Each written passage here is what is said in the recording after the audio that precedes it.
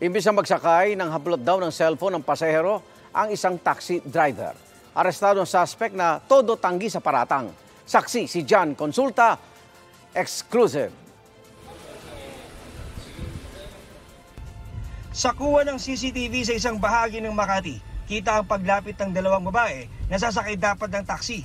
Nang iabot na ng French national ang kanyang cellphone para ipakita ang address, bigla na lang humarurot palayo ang taxi, tangay ang cellphone.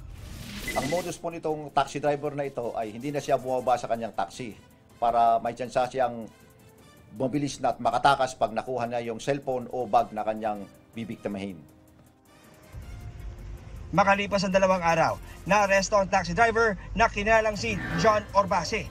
Na-recover sa loob ng taxi ang isang bag at isang cellphone na tinangay raw ng suspect sa isang bystander na pinagtanungan niya ng direksyon. Maring itinanggi ng suspect ang aligasyon. Wala pong katotohanan yan. Hindi po totoo kasi po, ang nakita sa CCTV, ang plaka, 0 pong huli. Ang plaka ko, 317. Makikita po natin na itong ating driver suspect ay may intensyon na itago po yung tunay na markings ng kanyang taxi. At pati ang plaka nito ay kanyang pinalitan upang maitago yung krimen na ginawa niya 2 araw na ang nakakaraan.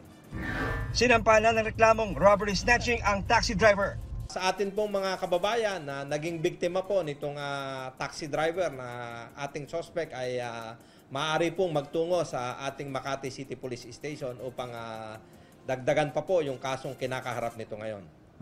Para sa GMA Integrated News, John Consulta ang inyong saksi.